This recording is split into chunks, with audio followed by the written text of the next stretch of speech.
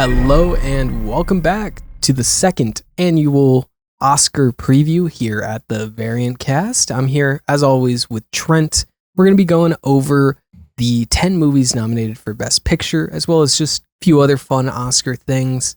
Those 10 movies, if you are curious, is Anora, Wicked, Nickel Boys, A Complete Unknown, Amelia Perez, I'm Still Here, The Brutalist, The Substance, Conclave, and yeah, I think that's the 10. So that's our lineup for this year.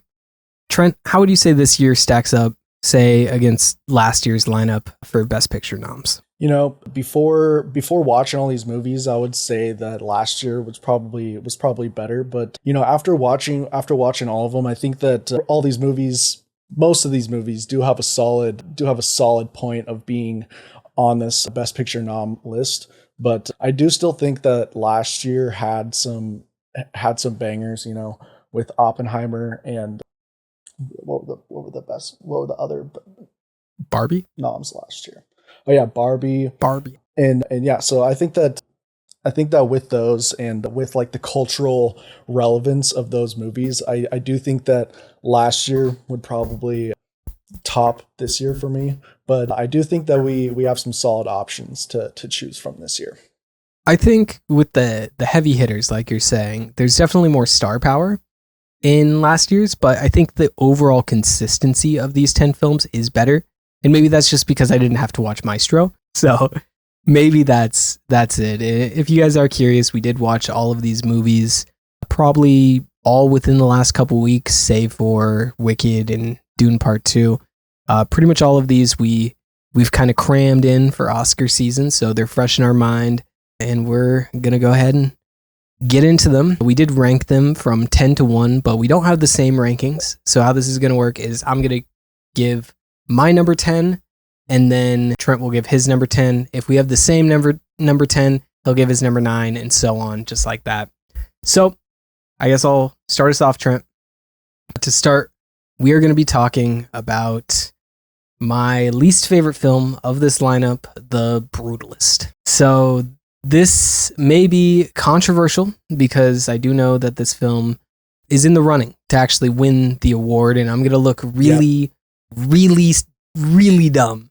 But this is my personal rankings, and if you follow this show at all, you should have known that the 3.5 hour movie was going to be near the bottom. I didn't like Killers of the Flower Moon. I don't think that means long movies are bad, but this one is less of a movie and more of a beautiful museum exhibit.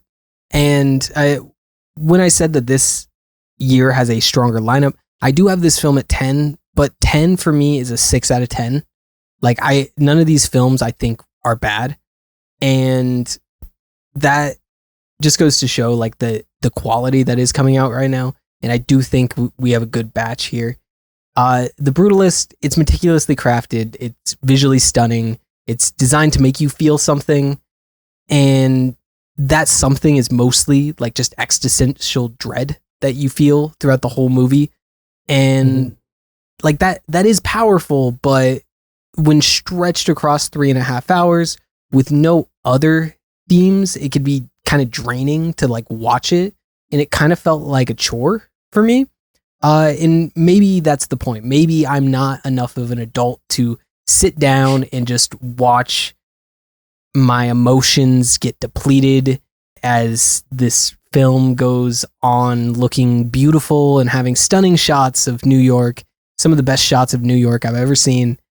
I just don't know if I would ever watch this movie again, if I would ever recommend this movie to anybody. It's a very flashy film, and it just respects itself a little too much for me. Beautifully shot, well acted, very rich with story, but it's just it's got the slowest pace of any of these films, and a lot of these films are pretty slow paced. So that's saying something.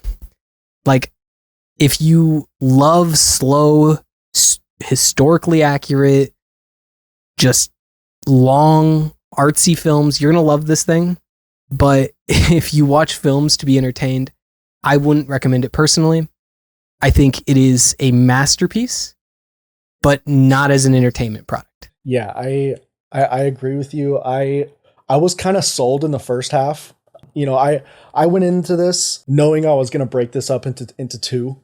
So I watched the first half, and luckily enough, I was about to, you know, pause and say this is about the halfway mark, and then about 30 seconds later the intermission hit. So that was perfect timing. And you know, the first half I feel like captivated me, and it made me want a resolution of it. And that resolution I feel like should have been maybe like another half hour movie. So I feel like if the movie wasn't as long, I feel like it would have been a lot better. But I don't know how you would have taken that whole second half of the movie and put it into like 30-45 minutes. But I do think that the second half just like dragged so much, and like it didn't really feel like there was a lot of resolution to all the things that were set out to be accomplished. Like at the very end, like we never even like saw what happened to the dude, like the Guy Pearce. So Yeah. it's like, and you know, that might be just like that artistic choice might sit well with some people, but you know, after a 3.5 hour movie, I kind of, you know, wanted a little bit more resolution than that. Right. Yeah. I like a climax would be nice. You know. Yeah. You know. It's just. Yeah. I feel like the second half is just rising action. It's and then it just kind of ends, and it's tough because I did give it a 6 out of 10. What did you give it? I gave it a 5 out of 10. 5 out of 10. So I actually gave it a higher rating despite it being my lowest rated film here. So I don't know if you have some lower. I liked this batch of movies. I really did. This was the hardest watch for me. And yeah, it honestly, particularly not really close. And like, what is a movie's job if not making you want to watch it? Yeah. So in that aspect, I think it fails as a movie, but I understand why it's nominated, why it has a good chance to win because of how it looks. And I almost feel like we need a different category. And I understand there is one for best screenplay, and that's its own thing. But I think there is different elements of watching an entertaining film and watching a well-made film. And they're two different things. And I think that gets lost with a lot of people when they are looking at these films and they're like, why is this a Best Picture nom? Yeah. So, you know, overall, not bad. Have you heard about the controversy surrounding this film? The AI? Yeah, it's the dumbest controversy ever. It's like, I'm pretty sure it's only in the opening scene, and like it's in one scene. And it's like in the background of one scene. It's fine. Yeah. Hey, that's like exactly what AI should be used for. I get it. Yeah. I get it. Like if you put like AI posters in movies and stuff like that, I would probably have like, you know, a little bit more of a problem with. I forget what movie it is that did that, but or just like Fantastic like Four? AI opening credits like right. Secret Invasion did, but yeah, like using it as something like small and inconsequential like that. Like I feel like it also was AI art that they then printed, right? Like they printed it out and they framed it. Like there was set design, like even if the art wasn't like I made this point in the AI art thing video I made on the Fantastic Four cover, and it's just that like is the artistic integrity really compromised when it's AI versus like a Getty image, like stock image that they got? If you pay attention to credits, there's so many movies that credit stock image, like because they appear in movies. Like I guess a human took that, so that makes it more valuable. But I don't see it. So my number 10 movie is going to be Amelia Perez. So this movie did not have a lot of high hopes for. You know, they're actually kind of backing up even more back to our Rotter Tot of, I believe it was December or maybe it was a January one, but we watched the trailer for this, and it looked interesting. Like the colors and the cinematography looked great, but nowhere in that trailer did it give any hint of it being like a musical, or being yeah, just like a full on music number every scene type of movie. And I feel like that was probably to the detriment of the film's marketing, at least. But I mean, I see this movie just getting absolutely ripped apart online. Of Selena Gomez, she's not even Hispanic, or like the people who, or like the scenes where she's just like speaking in Spanish, and then she'll just say like a couple words in just like perfect English, and then she'll go back to speaking Spanish. Like I feel like just all those things that people had problems with. And I just felt like this movie was just, it wasn't even really like poorly acted, because you could tell that all of the actors and actresses were like trying their best, and doing a decent job at what the script was like trying to give them. But I just was not a fan of it, and I ended up giving it a 4 out of 10, because like I said, I was just not expecting it to be a musical, and I didn't like a single song in that entire movie. Yeah, I'm with you on the songs. I don't think it had any business being a musical, and I think that's kind of where the fault comes from. I think the premise actually has great potential. I think it's unique. It's a compelling angle to actually make a movie about. But yeah, the execution falls extremely flat, to the point where it's just another film like to just add into a pile of musicals, especially this year. And it didn't need to be that. It could have stood on its own. And I think it's fair to acknowledge that a lot of the hate on this movie is because the lead actress is trans. That I don't think that's wrong to acknowledge that, but it's also not wrong to acknowledge that this film shouldn't have been a Best Picture nom, and putting it on this stage is only amplifying that hate. I think it's getting some praise that it doesn't deserve. It is probably getting more hate that it doesn't deserve than anything. It's wanting to make like a big cultural impact, and it has, for like the wrong reasons. I watched it half the time thinking this is one of the worst musicals I've ever seen, and the other half thinking this is honestly pretty decent. I don't understand where the hate comes from. I think visually it is nice. I think the trailer does look nicer than the finished product when like we were saying back in January, but I don't know. It's a weird film. I also gave this one a 6 out of 10. I gave 3 films a 6 out of 10. So I don't really have a definitive worst film. So I guess you could say I also had this as the worst film. It's just an unfocused mess. You can see what they were aiming for. They missed, and it should be forgettable, but because of just the way the internet is, this film is at least going to have some cultural mark. Yep. But moving on to one that you weren't able to watch, and my third film that I gave a 6 out of 10 was I'm Still Here. So I'm going to go through this one kind of quicker. I would be shocked if this won Best Picture, and that's not because it's a bad film or anything. It kind of is just a slow international film. I feel like it's almost the token international film, but this time from Brazil, and Brazil kills it here. Shout out Brazil, and also Sony Pictures. This is a Sony Picture classic. So we got some good things coming out of South America, and a great performance from the lead actress in it. I believe she is nominated for Best Actress. I think it's Fernanda Torres. She is the life of the movie, and that's true through and throughout.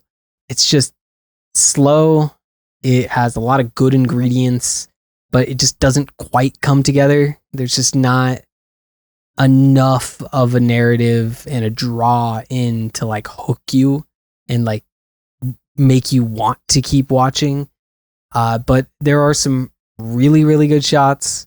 There are some really good performances. There's just, I don't know. I think if anything was missing from this movie, it would be just like a really compelling script and a compelling second act. That's what I got to say about I'm Still Here. The third film, I gave a 6 out of 10. Yeah, so my bottom two were Amelia Perez and The Brutalist, and then my next one was Nickel Boys. So okay.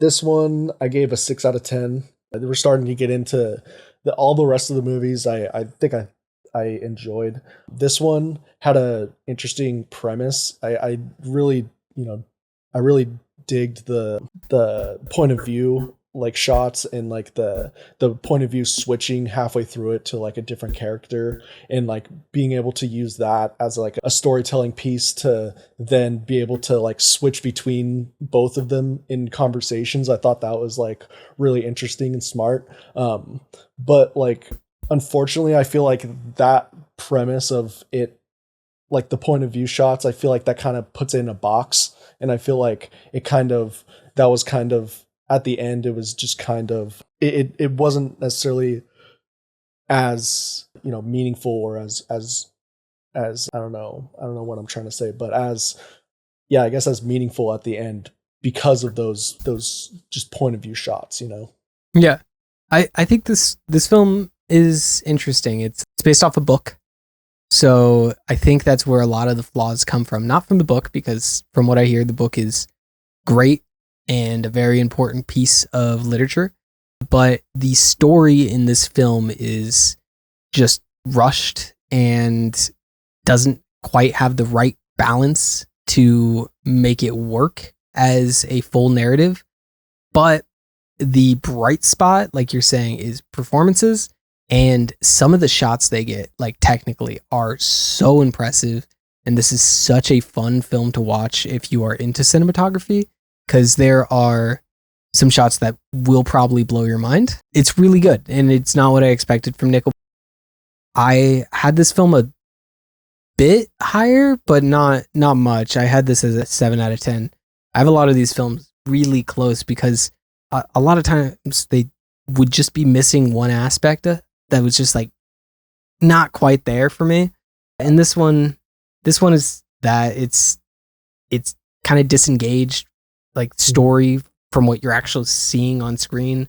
But I think it's a good film, and I think this is something that maybe I would rewatch somewhere down the road in life. I do think that this maybe would have been better as a miniseries where they could fully flesh out some of the book's ideas instead of trying to cram it into 2 hours and 20 minutes, which is apparently the time that you should make your movie if you want it to be a Best Picture nomination. Because I think like 6 out of 10 of these movies are 2 hours and 20 minutes or 2 hours and 15 minutes. Yeah, they are. But yeah, overall, it's a necessary story, but just I don't know if it's a necessary movie. Yeah, I agree. Next on my list, I had this as my number, I guess this would technically be number 6, but like I said, this one is also a 7 out of 10, so I had a lot of ties. It was hard to separate them. I had A Complete Unknown, a Bob Dylan movie that's more of just kind of like Bob Dylan's vibe than an actual biopic. And that's a blessing and a curse. It depends on how much you like Bob Dylan. Me personally, I am not the demographic of Bob Dylan. I haven't really studied a lot of his work, and I enjoyed it though. I enjoyed a lot of the music that I didn't really have an appreciation for before. It gave me a new appreciation, which biopics tend to do. I think the performances are good. I think when people heard that Timothée Chalamet was going to be playing Bob Dylan, the reactions were understandably just what is going on. It sounded like a meme, but he pulls it off. And I think this movie, if you have any doubts about Timothée Chalamet as an actor, I think we could push those to the side. I think, he gets comparisons to a lot of people. I think one of the ones I hear a lot is like Johnny Depp. I think he's a better actor than Johnny Depp was when he was this age. I think he's a really, really good actor. And I think he actually works. I just don't know if the story around him really works. It kind of is just a collection of scenes of his life rather than a narrative or a biography, which a biopic generally should be. And part of that is because, like, I looked this up because the climax of this film happens in 1965. Something else that happened in 1965 is like Bob Dylan married his wife that he would eventually have 3 kids with. She's not a character in this film at all, which is just like strange. But then you learn that Bob Dylan is very like protective over his private life. And there was only certain things that he wanted in this movie. So while I believe that everything in this film is accurate to his accounts, I think a lot of it was scrubbed and kind of like, yeah, he's portrayed as a bit of a dick, but I think it's almost the issue with making a biopic with someone that's still alive is they have influence on the film. And is that a good thing or not? I don't know. On one hand, it's more accurate because they can give you actual firsthand accounts. But on the other hand, it's an infantilized tale of their life because it's how they view themselves. Yeah. So I get what tough. I get what you're saying. I liked it. That was the next one on my list too, number 6. I listened to some Bob Dylan music and I liked it. I think I more enjoyed it as a Timothée Chalamet head than I did, a Bob Dylan fan. I think that a lot of people would probably take away that like you probably get more out of it if you are like a Timothée Chalamet fan learning about Bob Dylan for the first time, as opposed to like a Bob Dylan fan going into this. Like you probably wouldn't learn like a whole lot of things that are new, and like you said, it is kind of just like a collection of scenes, and the timeline is kind of weird. Like the what's her name, the girlfriend that he lived in the apartment with, like him just Sylvie. Like showing up. Yeah, Sylvie, him just like showing up later and just being like, all right, let's go to this festival. Like I was like, wait, are they a thing, or they're just doing this spontaneously? Right. But like, and so like I just felt like it was a little bit all over the place. But I do think that the performance helps tie it all together. And like you said, Timothée Chalamet he's a great actor, and like he said at his Golden Globes speech, or his whatever speech that was, where he was just like, I'm on the pursuit of being a great actor, and this is just one of the steps. So I'm just trying to get there. So you got to respect that.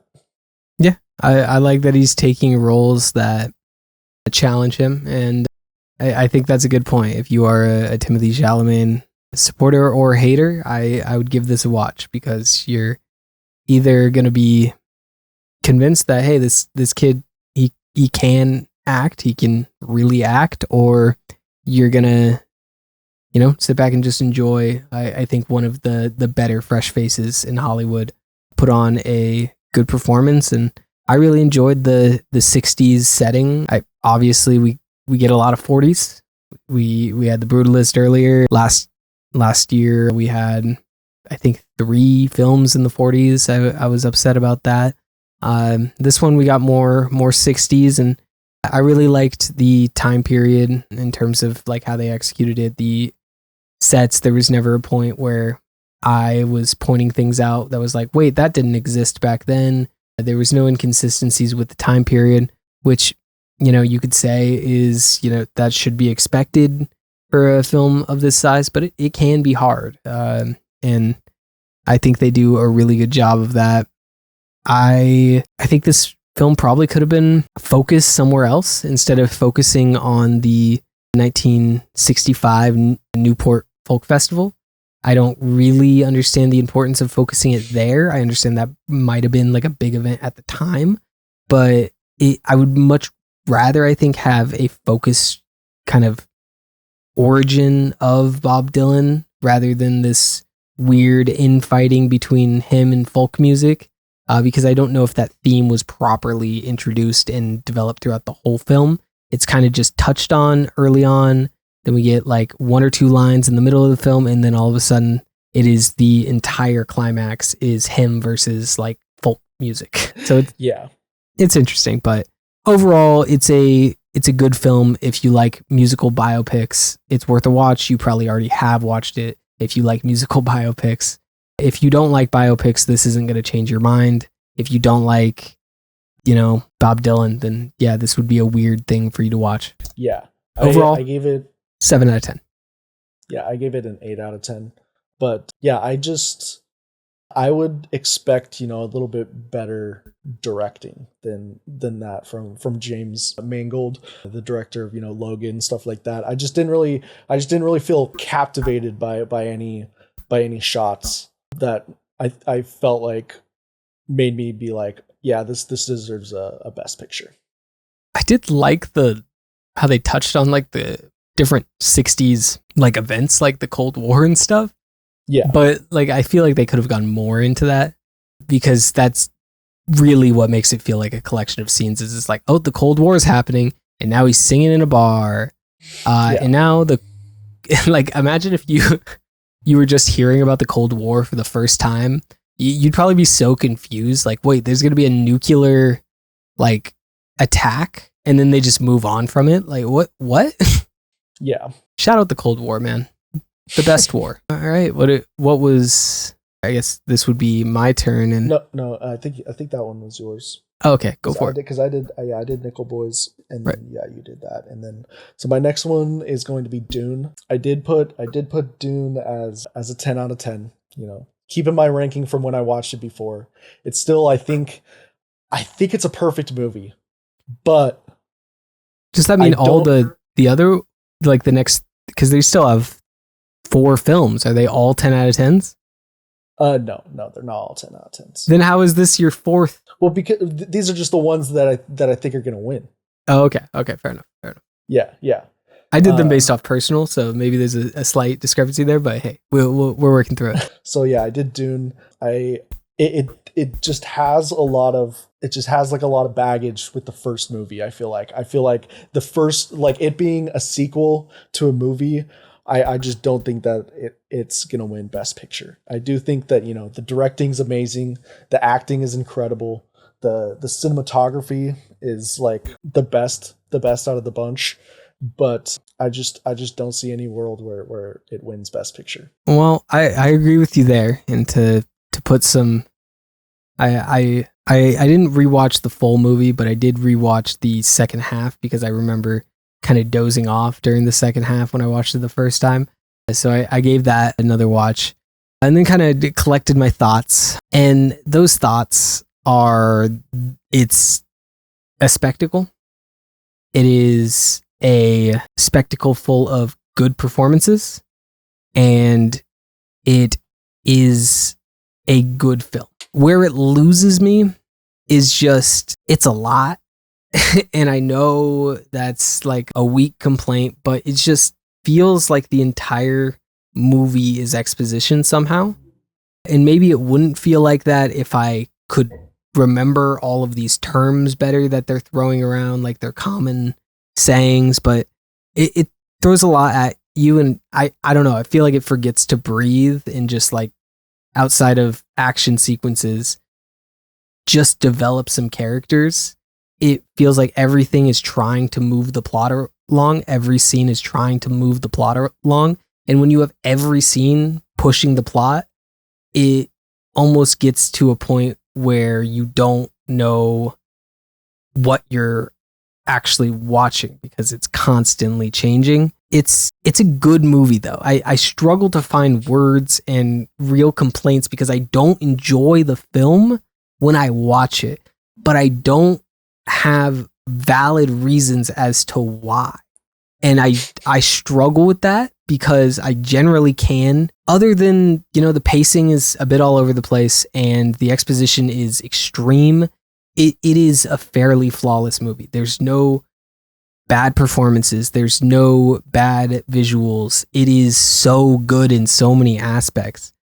it's just it's just tough hearing people whisper about a prophecy that I don't care about. It is just tough. And I won't take anything away from you. I won't take anything away from people that enjoy this film because I understand it 100%. I'm just not there. Yeah. And maybe even as somebody who enjoys Dune, like, I'm not gonna just, have like an afternoon and be like, I'm just gonna sit down and watch Dune Part 2. Yeah, I mean, but that's true with a lot of films that I do like. But yeah, I think this one takes that to the next level where it's like, I don't know, it almost feels like something that should only be watched with IMAX, Yeah. It feels like it is a true and true blockbuster for people. It's like the opposite of Ant-Man Quantumania in the sense that people would say, oh, it's an MCU movie. Just go in there and turn your brain off for a second. You can't turn your brain off while you're watching Dune. Yeah. You need to go into the theaters, make sure it's IMAX. Transported to freaking Arrakis. And you need to watch Dune. You have to take like 40 milligrams of Adderall before you watch Dune to make sure you keep up with whatever is happening.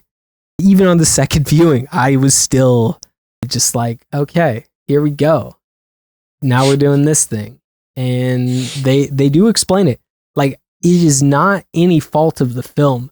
It's just the words they're saying mean nothing to my brain. I don't get it, but it's a cinematic masterpiece, but I respect it more than I like it. Yeah, I can't say that I respect it more than I like it, but I just think that the Academy not going to pick it because, like we said, it's an event. It's not your quote unquote Kino cinema. So next up, we have my number 4 film, and that is Wicked, a spellbinding spectacle that mostly soars. It's a movie that exists and is really well made. Is it a Best Picture? I don't think so. Is it gonna win Best Original Song? It should. I don't know if this counts as an original song. What this was nominated, right? Nope. No. Okay. I guess that makes sense because it's not an original song because it was in the. Fair enough. But if it was an original song, it would win. Defying Gravity is an absolute masterpiece, and the performance in the film, the visuals in the film during that, like if you think about that like a music video, it might be one of the greatest music videos of all time. It is so good. And the performances are incredible. It is a goofy concept that, of course, works on a stage, but I think a lot of people are underrating what the director, I think John Chu, he directed Crazy Rich Asians. What he did, this is not an easy task to make like this believable and as whimsical as it feels. I don't think there's really a great precedent for good Broadway adaptations to the screen. It's just not something that happens. And while we don't have a Barbieheimer, we did have Wicked, and it was probably the closest thing to like a cultural moment in film is when Wicked was coming out, and the hype around it, how general audiences were talking about it, just all the stuff around Ariana Grande. It's just, with this film, she's like transformed her whole life and persona into being Glinda. It's wild, the impact that this film has left. And this is just part 1. So I think we're gonna be waiting for part 2. I don't know when that exactly is coming. This year. It's already filmed. Look at that. Do that more, Sony. Facts. You hear me, Sony? It's a movie that doesn't completely stick the landing, but it's visually stunning, and I don't have a lot of real complaints other than, it's long, it's a musical, it doesn't always get to the point quickly, but like, it's a musical. Of course it's not going to get to the point. I don't have a whole lot of complaints. This was my number 2 movie on my list. my other 10 out of 10 movie on my list. And I think it was a perfect movie. I think that, like we were saying with Dune, this was a spectacle, but I feel like it also managed to be a movie that could be enjoyed on its own, and you could sit there and and like appreciate it for being a film while also not even having seen the musical, or because like you got the baggage of the musical, you got the baggage of the Wizard of Oz, and the baggage of, like, Ariana Grande, and just like the task of, like you said, of making all of that work in a movie, and they somehow pulled it off. And I kind of disagree with you. I think that they did stick the landing. I think that, ending on defying gravity, the only part with that is, like, they used it in all of the marketing. I do feel like if they wouldn't have used it in the marketing, I feel like that moment would have hit a little bit more in the movie. But even then, like, I feel like it was really great. And I think that it having a sequel coming out the next year only helps it, and will help Wicked 2 possibly even get another Oscar run. Yeah, it feels like we'll probably be right back here next year talking about Wicked 2 in this same spot. Considering it probably had the same, production cycle as this one, same director, same cast, I can't really see where they would slip up. And I am, I think hearing what you said, I think I do, kind of let off my not sticking the landing a little bit. It's a great film. Like I said towards the end of it, I don't have real complaints other than, maybe it's not my kind of film that I would watch. But at the same time, I'm going to be watching Wicked 2 in theaters because of how much I enjoyed this. It's a really good film. Yeah. There's not really much more that could be analyzed because it's exactly what it is advertised as. Yeah. So we will go on to my next movie, which is my number 4 movie, which is going to be Conclave.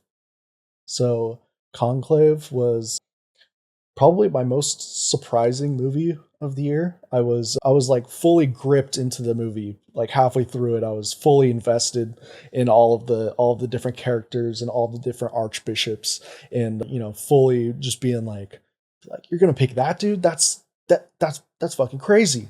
And then so I felt like that world was just such, like, so rich, and so, like, it just felt so, like, lived in, and I felt like the directing only helped that, and I felt like just the performances are great all around in it. And I always liked, the movies where you got like a whole group of people that have to come to a solution by the end of it, and then you get to see kind of each person's journey throughout the movie. And I think that this movie is has like the perfect story to complement that type of storytelling, and I think that it just works. And yeah, I was really impressed by it. Yeah, this is a film that I didn't know existed until the Oscar nominations, partly because, life's busy, but I'm glad I know it exists because it's a really, really good film, and I had some of my favorite shots out of any of these.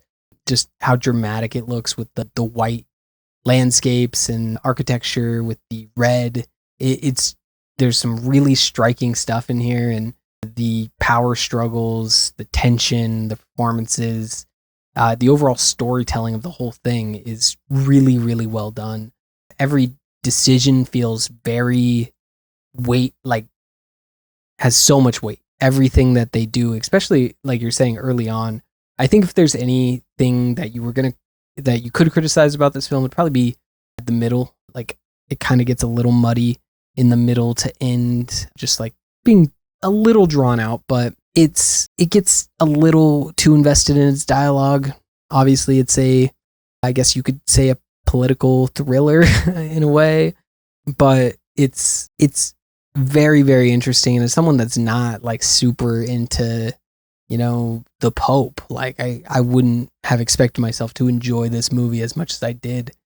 But the performances really are, I think, the standout for me.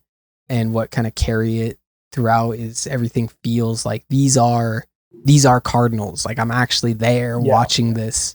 I guess immersion is the right word. It really immerses you in the thrill of picking a new pope. And what more can you ask for from a movie that promises the election of a pope, Yeah, no, facts. I gave it 8 out of 10. It was my number 3 movie.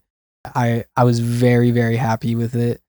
I think it probably could even be higher thinking about it now, but I don't have any real complaints other than a few pacing issues in the middle, and some of the dialogue can be a little stilted from some of the supporting, but don't really have any large complaints. I think it's a great film, and I recommend watching this if you are into like mystery or just thrillers in general. This is a must watch in that category. Yeah, totally agree. All right. So then that brings me to my number 2, and I feel very strongly about my number 1. So I guess that's what we're going to be talking about last. At number 2, I had The Substance, the body horror fever dream you can't look away from. It is a film that I think redefines horror movies a little bit. This is the first horror movie, and maybe it's because like body horror is a particularly tough thing for me, but this was a movie that got me to look away like a few times. The visuals in this thing, the way it makes you feel while watching it, just the overall vibe. I believe this is an A24 film, right? It's either that or a neon. Yeah. Think of Nora's. Yeah, I think you're right. So this film was by Mubi, who I don't know a whole lot about. Don't even know if that's how you pronounce it, or if you pronounce it like Mubi. That would be weird. But Mubi was the production company behind this, but you would be fair in thinking that this is an A24 film because it is like an A24 horror like turned all the way up, like 110%. It is weird. It is different. There is themes that are very surface level that get explored deeper. There is one of the best performances and probably the best actress award going to Demi Moore here. She is so good in this. Everyone is so good in this, but especially Demi Moore playing like such a complex character and it feeling so raw and you can't look away. I think this, out of all of the films, is the one film that I like did not want to look away from. I did not want to stop watching. This one captivated me, like glued me to my seat from start to finish. I was engrossed in the story, wanting to know what happens. I couldn't predict at all what was going to happen. A lot of these horror movies, you're like, okay, they're building up to this. I had no idea going into the final act how this movie was going to end. And the whole time I'm trying to figure that out. Something I do maybe subconsciously, maybe, on purpose, but I'm trying to figure out where this film is going and I can't. And it was such a fun ride from start to finish. It is so stylish in how it presents this stuff. And it is so gross and disgusting and makes my skin crawl. And I never want